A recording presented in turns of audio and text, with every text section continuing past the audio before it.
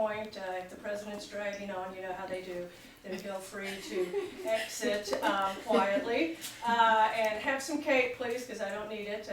And I want to tell you, in March, we have lots of things going on that you might be interested in. Pam, you already know them, because I think I've already talked to you about them, but here we go. We're going to have, on March 5th, I have a duo called Archaic Smile, and they're going to be coming to sing and play repurposed instruments. They've got really neat, she plays the xylophone with a violin bow, so it's really very interesting. And then on the 12th, I may have a steampunk guy coming in. And then on the 19th, I have a gentleman who is from Ireland, and he's going to be talking about the times in the 70s when the Bloody Sunday and all that. What does the steampunk guy do? The steampunk guy, you're talking about steampunk and the historical aspect behind steampunk. Oh, do you need anything?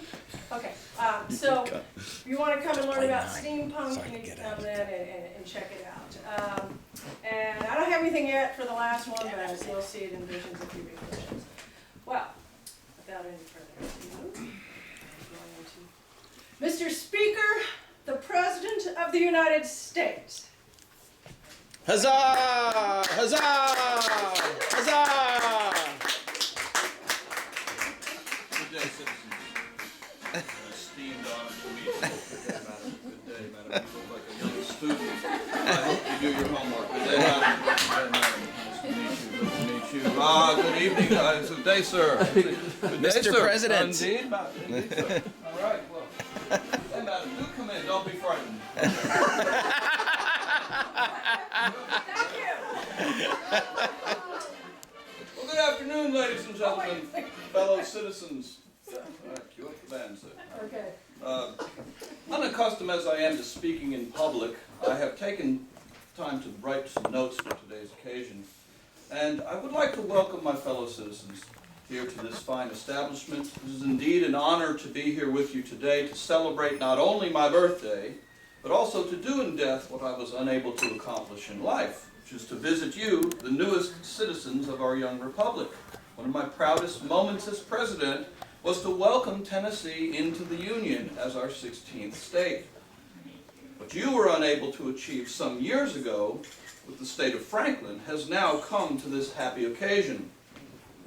Since my earliest days as a surveyor, I have long eyed our western lands as one of our finest resources for farmers, for land investors, for our future. I was most displeased when His Excellency, our former King George III, decided to close that frontier to us following the unpleasantness against the French and their Indian allies.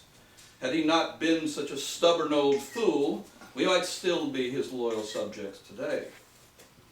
But alas, divine providence had in mind a different design, and we have arrived at our present state of affairs. We have much to discuss. But first, a word about my changed appearance and lack of decorum. In life, I maintained the utmost regard for my physical appearance, shaving my facial hair dutifully each morning. In the afterlife, nobody seems to care. It's quite liberating, actually. Also, some of you were expecting me to be about 6'3" and 220 pounds. Death, it seems, has diminished me in physical stature, but not, I trust, in the hearts of my countrymen. And I know that some of you have arrived here today expecting me to be a man of few words, as I was in life, cautious and circumspect in my thoughts. But I've also learned that death frees a man and loosens his tongue to say that which is on his mind, which in life may have been suppressed. So I speak freely, and I pray that none take offense. If you do, remember the birthday cake is free. But now, where was I? Yes, reflections about my life and death.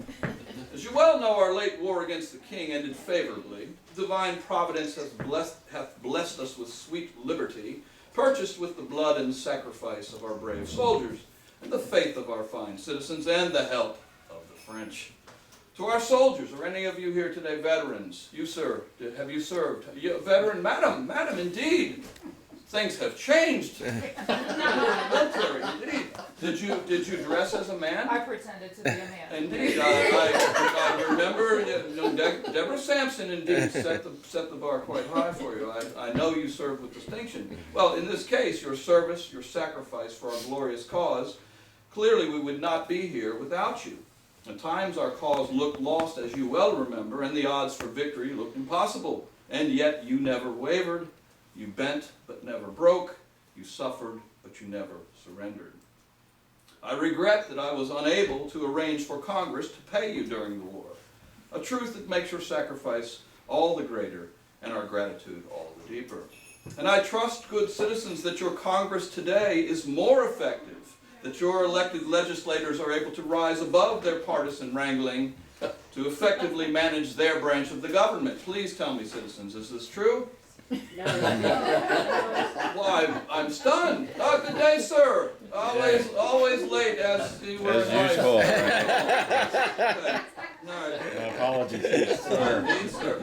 We shall talk later. But anyway, I trust, good citizens, that anyway, good soldiers, I trust that you are turning your land grants here in Tennessee to good purpose.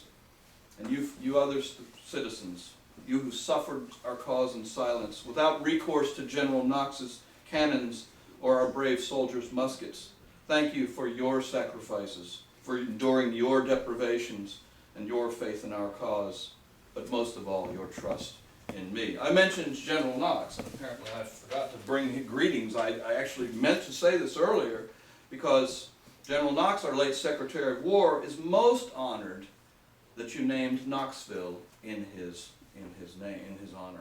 General Knox was an absolute giant in our late war against the king, as indeed he is a giant of a man, 6'7", 300 pounds, the only man I know larger than me in the Army. He's a gentle giant bookseller in Boston before he came to our service. Well, your faith, your patience sustained me in the war's darkest hours, of which there were many. As I'm sure you remember, my record in the late war was far from stellar. Within a month of Mr. Jefferson's Declaration of Independency, we nearly lost the entire cause at Long Island. And throughout that fall, we retreated all across New Jersey. Then we crossed the Delaware. But to put it kindly, my victory ratio on the battlefield resembled something akin to your local militia's success rate under 2nd Lieutenant Derek Dooley and his odious predecessor, Major Kiffin. Thank goodness John Sevier and General Jones have restored the honor of this region of the country. And yet you stood by me. Later, the long winters at Valley Forge and Morristown, you reminded me that our cause was never more noble than in those desperate hours. You never abandoned me to the vicissitudes and whims of fortune, and for that, same faith sustained me when you called me back to service, as our young republic struggled under the Articles of Confederation. And I count the struggle to write our new Constitution, that long, hot summer of '87, as no less crucial or no more dangerous as the time when we called upon the spirit of '76, or the winter at Valley Forge. For had we failed, as our enemies indeed expected us to, chaos and anarchy would have prevailed, no less than that which has ensued in Paris. Federalists, anti-federalists, the guillotine, blood in the streets, citizens. France, our beloved revolutionary brethren, Lafayette, Rochambeau, de Grasse, all now under the tyrannical thumb of that bloodthirsty Napoleon. Had we failed, Philadelphia would have been our undoing. But again, divine providence smiled, a strong executive balanced by an able group of legislators and jurists, and a people protected by an individual Bill of Rights. Once again, the dream of the Republic survived, and once again I went home. Power seduceth me not. You get the point. Mount Vernon, sweet Mount Vernon. Some of you, I trust, have visited me there. Please show of hands if you've visited Mount Vernon. Yes. The distillery, too. My memory is somewhat faltering these days, but I do recognize a face or two. You, sir, Remember that you stayed about a month too long, as I recall, and that upon your departure we noticed that Brandy Snifter, some silverware, and fine china missing. Now, I suspect if I peruse the shelves here in this establishment, I may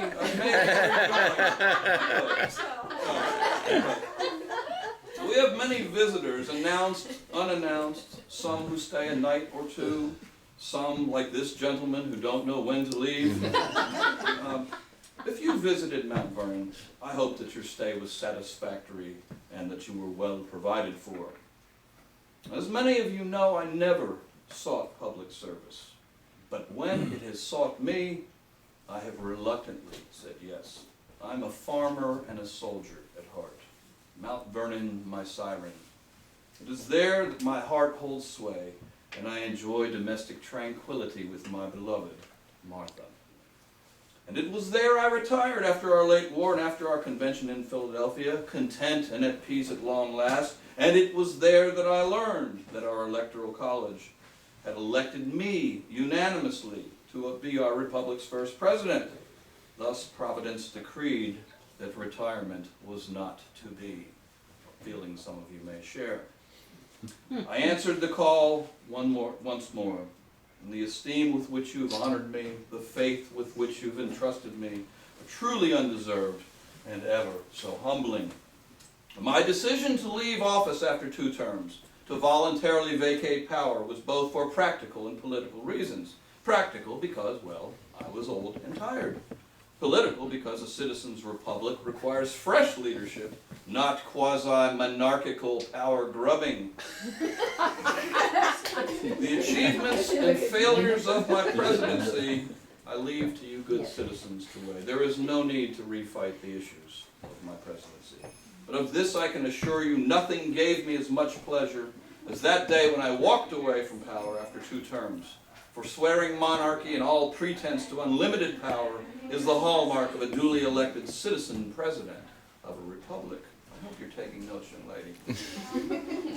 And as I departed, leaving Mr. Adams to assume the mantle of executive power, the republic secure, I could not help but lament the partisan wrangling that had dominated my years as president. Hamilton and Jefferson, snorting, throwing dirt at each other like 2 stud bulls in a cow's paddock, over every conceivable question, significant, trivial, profound, mundane, it mattered not.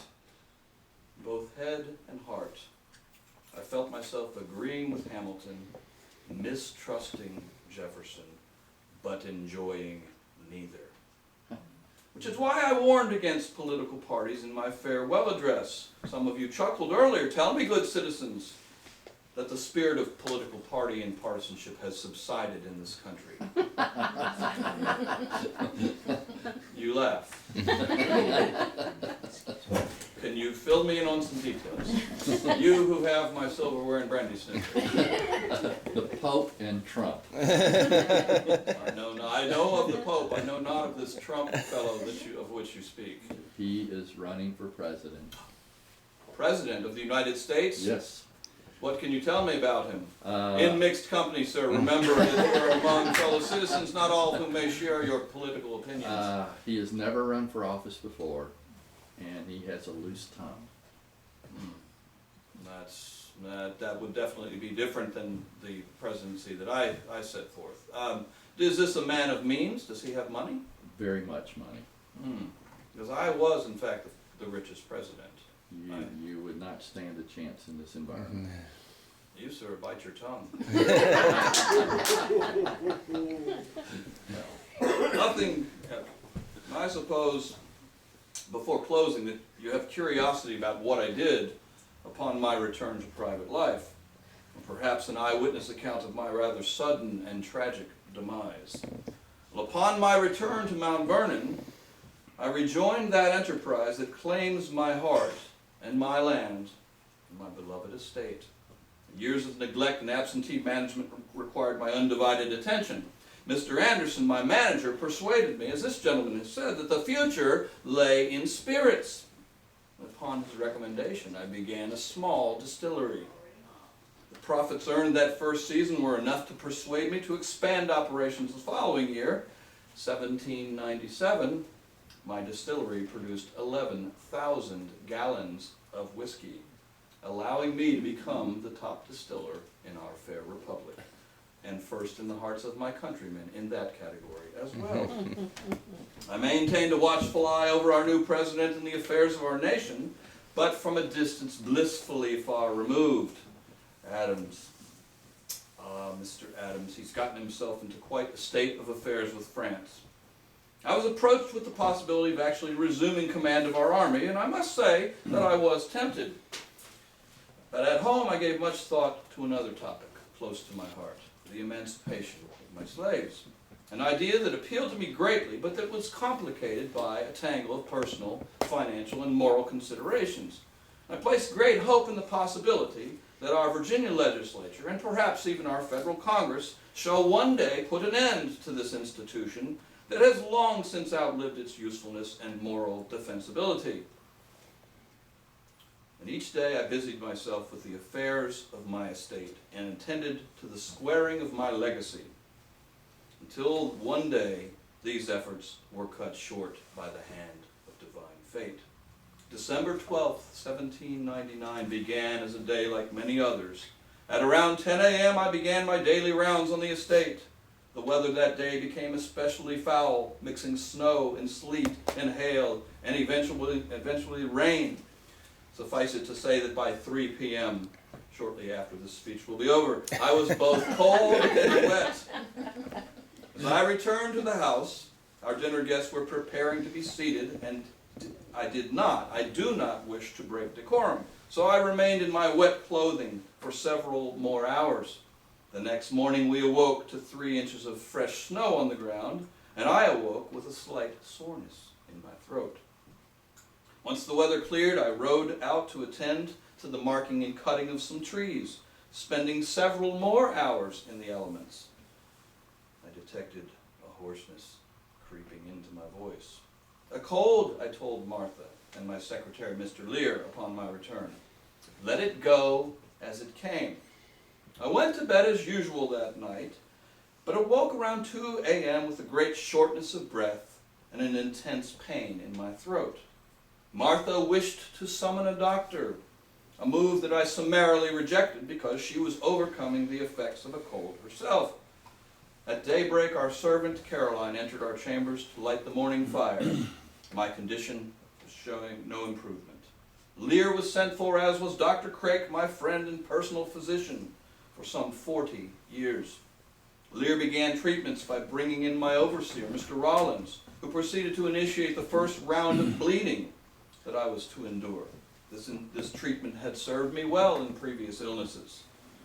But from there, my fellow citizens, my condition and day went downhill. I was bled a total of 4 times, my physicians eventually extracting over 5 pints of my blood. Are there any physicians present? Does any of you citizens know, do any of you know how many pints of blood there are in the human body? Stop checking your Fitbit. Nurse. Oh, a medical practitioner. Madam, do you know, are you aware?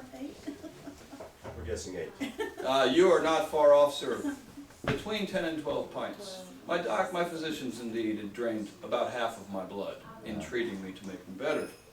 But after the excitement, my throat, my legs and feet were blistered to carry off infection. And rather indelicately, I must share, I was given an enema and other strong laxatives, emetics to make me vomit, and a concoction of vinegar, molasses, and butter to drink, which caused me to go into convulsions and to nearly suffocate. Not one of my better days, you might say. All these remedies were well within the medical understanding of the day, but none of them worked. My difficulty in breathing and swallowing grew worse. It felt as if I were strangling to death. At 4:30 p.m., I asked Martha to bring me copies of my will, and I asked Mr. Lear to arrange my papers and my business affairs. Around 5, I actually got up. I got dressed. I sat in a chair for some 30 minutes, but then had to go back to bed. I called Dr. Craig to my side and I said, "Doctor, I die hard, but I'm not afraid to go. My breath cannot last long." Around 10 p.m. I called Mr. Lear to my side and I said, "I am just going. Have me decently buried and do not let my body be put into the vault in less than 3 days after I am dead. Do you understand me?" At the time, I was concerned that I might actually be buried while still alive, as I believe had happened to others, including possibly Jesus. I was determined to not suffer that fate. Within the hour, surrounded by my family, my 3 physicians, my valet, and a few of my servants, I uttered the words, "'Tis well," and breathed my last. Now, from my vantage point beyond the grave, I've mostly resisted the urge to peer into the future, but I was curious about what had taken me away so suddenly. Medical practitioners from your time believe that I died of a virulent case of epiglottitis, try spelling that, a bacterial infection of the epiglottis, which I'm told is a flexible cartilage at the entry of the larynx. As it swelled, it closed off my windpipe and made breathing and swallowing difficult. In other words, I was slowly being strangled to death by involuntary muscles in my own body. I've survived 2 wars, bullet holes in my coat, near drowning, horses shot out from under me, numerous ailments and other dangers, and yet taken down by my own body on terms that I could not control. Citizens, I died hard, indeed. I was buried on December the 18th, 4 days after my death. And the nation began a prolonged period of mourning, which I can only describe as, well, humbling and not a little embarrassing. I left you quickly, but I hope that I left you well. And if I may offer you some free counsel on this occasion, I would admonish you to immediately take off your wet clothes when you come in from spending 5 hours in the snow, sleet, hail, and rain. Gentlemen, if your wives insist upon you seeking medical attention when you are in crisis, don't ask, "What would George do?" That won't end well for you. Citizens, I've prattled on long enough. I suspect that some of you may have inquiries of me. I will stay as long as you would like to have a conversation. I have nowhere to go but to the afterlife. And at some point I may pay a visit to my beloved Martha, although I'm not sure she would be able to handle the sight of me at this point. I don't want to cause a heart attack. But anyway, the floor is open to inquiries. Wait a minute.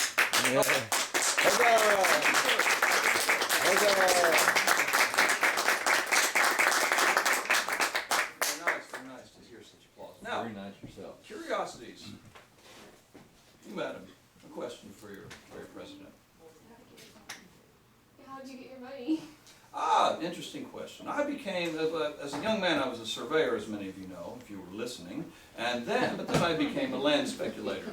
And I was able to acquire massive acreage in the Ohio Valley and in Pennsylvania and in Maryland and in, of course, Virginia. My Mount Vernon estate has 5,000 acres. And then, as a profit-making enterprise, the estate was never as powerful as I'd liked it to be. We were much in the pockets of financiers back in London, which is part of the reason why we declared our independence. But then, most of my fortune comes from land, madam. And I did like to live a sort of a fine life as president, as you can see by my apparel. I have a nice carriage, lovely horses, and all of which I have enjoyed most immensely. Sir, where do you think you're going? Are you leaving before the brandy snifter has been located? Yes.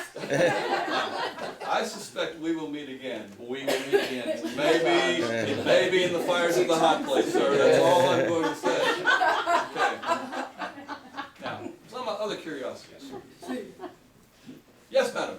Tell us about your trip in the boat across the Delaware.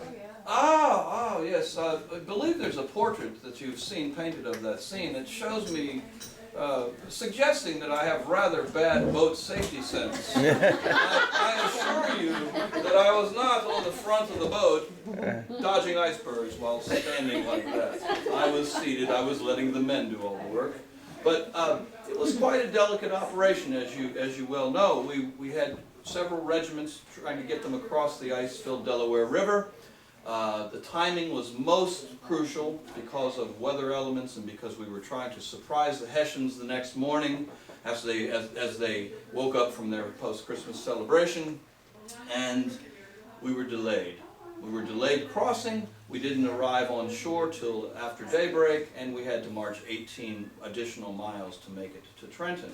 However, the Hessians, as you perhaps have heard, I'm not completely sure I believe this, but their General Rahl, had given the men leave the night before to celebrate Christmas. It was rumored that perhaps they had enjoyed too much eggnog and they were not at their fighting best. I can assure you that our soldiers fought valiantly, they offered some resistance, but they were unable to handle the Continental Army on that occasion. So, a proud moment. Some say it saved the war. I had other difficulties later, but on that particular occasion, we whooped them. Yes, madam. In that painting that you referred to, was there a woman that was painted in the picture? Madam, were you present? I was not. All I can say is none that I were aware of, because it was a military operation and we were ready to attack. Now I have no idea what artistic license the painter may have taken with the day, but as I recall, there were no women, certainly no women in my boat. I can't speak for General Knox or any of the other officers. They did travel with female companionship at times. Yes. Other questions? Andrew Jackson, you said you weren't a fan. I said that? Did you say that? You're hallucinating. Okay. I've not heard much of General Jackson. He's relatively young. I heard he is a Tennessean. I do know. I'm aware of him, but and that he has served your legislature and he is a judge. He's a lawyer. I understand he's a fiery young man with a bad temper. He enjoys dueling as one of his pastimes. So I don't know what to expect of young Jackson. John Sevier, no, he served favorably in the war, so admirably, with the Overmountain men at Kings Mountain. So I feel that John Sevier may be a fine man to watch here as you pursue leadership in Tennessee in your new state. Yes, sir. I've read that you had some dental issues. Could you elaborate? Now, you see me smiling today because the afterlife has freed me from dental pain as well. There was a rumor, I assure you, a rumor only, that I had wooden teeth in my mouth. Now, I did have serious dental problems. By the end of my life, I had only one natural tooth. And the dentures that I wore were made of ivory, they were made of bone, they were made of a number of things. And as some of those dentures decayed or declined over time, and drinking much port, I might add, they took on a grainy appearance, and some people mistook that for wood. At other times, I wore appliances that made my jaw and my teeth expand, and if it looked like I was in pain, I was, sir. Indeed, not pleasant at all. Other questions? What was the main crops that you grew on your farm? Well, I was originally a tobacco farmer, but I learned in the 1750s and 60s that tobacco was indeed not profitable because of the aforementioned greedy financiers in London. And we converted Mount Vernon mostly to a wheat growing enterprise, and wheat was in fact our moneymaker as we went through the 70s and 80s. And then I regret to say that I wasn't around to enjoy the fruits of my distillery business, but we were, as you would say, kicking butt in that department. This fine proprietress pointed out something to me that she thought I should be aware of, and she tells me that in our new national currency, that my likeness is seen on a $1 bill. Really, citizens? Is that the best you can do? Benjamin Franklin gets the 100? Seriously? That portly that man who... I'm stunned. I'm stunned. I have more George Washingtons than I have of the other. There you Indeed, go. madam. Well, then thank you for supporting the cause. That's all I can say. Yes, madam. So, did you have religious leanings or convictions? Well, all my life I was a church-going Anglican, but I think that most people would characterize my beliefs as somewhat unconventional. Certainly not traditional Christian, but I do believe in a divine providence. It's been remarked by people at my death scene, at my deathbed, that there were no ministers present and there were no prayers spoken, and that I went into death as more like a Roman Stoic than a Christian apostle or Christian saint. And religion, what a tangle. It is indeed one of the most closely held beliefs that people have. And while I was president, I found it quite refreshing to be able to speak about religious tolerance to Jewish communities in Rhode Island and to Baptists in Connecticut. In fact, they sent me a rather unusual gift. I believe, sir, was it a large butterball? You were there at Mount Vernon the day it arrived. Yes, a large butterball. 500 pounds of butter. A strange gift from Baptists, but I have no idea why they probably sent None that. of you've eaten with Baptists. I hope this gentleman has not offended anybody. Yes, sir. On the theme of religion, did you have association with people of other faiths? Oh, indeed, sir. Indeed, sir. Mr. Jefferson and Mr. Madison were instrumental in changing people's thoughts about religious toleration. And as I became president of our republic, I felt it was become incumbent upon me to show tolerance and graciousness to all of our citizens. In fact, Mr. Jefferson would say that a person's private beliefs are the most closely held freedom that they have, and that should be respected. And in Virginia, we moved away from the Church of England, in fact. This was part of our Declaration of Independence, was to actually become neutral on religion and to allow for a separation of church and state, to allow people freedom of conscience.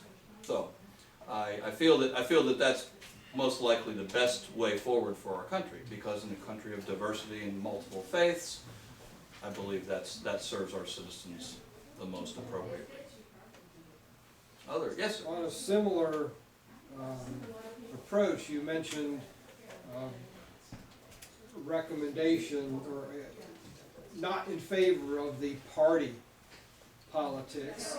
What was your vision of how the president would be elected in the future without a party system? I believe, sir, that our interests are best served by uniting as Americans and electing the most qualified citizen president. There will indeed be differences of opinion, no question. But I feel that if we can move away from the spirit of Jefferson and Hamilton and remember that which unites us as American citizens, that is the way forward. Now, specifically, how does one get elected between when there are choices, and how do those candidates behave toward each other? Well, I'm happy to say I never had to face that challenge. I was elected unanimously twice by the Electoral College. No opposition either time. So, Madam, you seem to be drifting off. Do you need cake? Oh, okay, good. I was worried about you. Okay. Yes, sir. How often did you travel to England or France prior to the Declaration? England, never. So never to France either. Yeah, I sent to Franklin and Jefferson. Franklin was And Adams. I had to get rid of Adams multiple times. He was a rather obnoxious character. You know that at one point he had a title for me that was about 5 miles long. His Magnificence, Excellency, Most Humble, Exalted Ruler, Grand Poobah. And I simply said to him, sir, Mr. President is adequate. And some people, I share this with you, and I don't know if it's appropriate to talk about our president in such a way, but I'm dead, so who cares? Mr. Adams, in response to his proposal to give me a long title, it secretly began to be whispered around the Congress. They were referring to him as his rotundity. He was a short fellow, but he was well built, I'll say that. Were people uncomfortable having one president after their experience with the monarchy? Was there ever talk of having? Oh, there were many who thought, in fact, this is why I decided to depart from office, because there were rumors and whispers always that someone would take power and establish themselves as king. I had no business, no interest in that whatsoever. Some people whispered this about Mr. Hamilton. Mr. Hamilton, for those of you who don't know, was not born here in the United States, and by the terms of our Constitution, unable to serve as president. A brilliant man, but unable to serve as president. He was born in the West Indies. So it was whispered that he, in fact, might possibly think in such terms of deviance and establishing a monarchy. I did peek into the future just a bit on this question. The Federalist Party formed officially. It was forming while I was still president. They were squabbling like children, as I said. The Federalist Party, under President Adams, is going to exercise federal power in a way never envisioned by Thomas Jefferson or any of the writers of the Constitution. In fact, our Bill of Rights, our very treasured Bill of Rights that took so much to get passed. President Adams and Congress at the time passed something called the Alien and Sedition Acts, which made it a crime to criticize the government. Well, it was a tangled political issue that involved France, and it involved Federalists, and involved should we support France or not. And I regret to say that that law was passed. I don't know how President Adams will fare in the next election. If he's running against this Trump fellow, he may not have much of a prayer. Because I think that Mr. Adams has perhaps worn out his welcome in just 4 short years. I regret to say that. I do respect him. I admire his intellect. All of these men had formal education, great intellect. I left school at age 11, but I never lost my fascination for learning books. I was self-taught from that point forward, read widely, but, and Adams, Jefferson, Madison, Madison, smart man. So I hope that Adams comes out of this okay, but I fear that his days as president may be numbered. Madam, how are you? Are you conducting security out there? Because I don't want word to get out that very widely that I have arrived in this fair city. You have heard. Okay. Indeed, madam. Okay. All right. Any other questions, madam? You have a curiosity. You who came in toward the end. Yes, a very tall person. I might add. Yeah, I would like to know how you know Scott Lynn. This gentleman I saw on my estate just this past summer, in fact. He came along. It is rumored that he is an educator, and that he visited Mount Vernon to gain inspiration from me. And I believe that he became inspired there. Absolutely. And absolutely. I do notice that he lingered quite a long time at the distillery, talking to the distiller, but also sampling the wares. And he left, all I can say is he left with a smile on his face. Thanks, Steve. Other inquiries? I have detained you, fair citizens. Huzzah! Huzzah! Huzzah!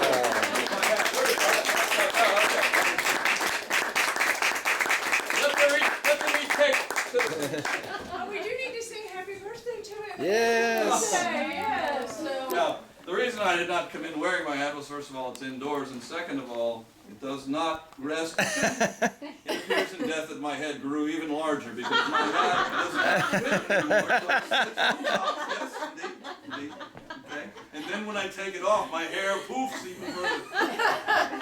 He's available for selfies. If anybody would like to have their picture taken with the president. And we do have coffee and cake, juice boxes, and all sorts of varieties. So please eat. And for the special few of you, there may be some spirits. Yes, that's in the back, but it's Indeed. very special for you, like me.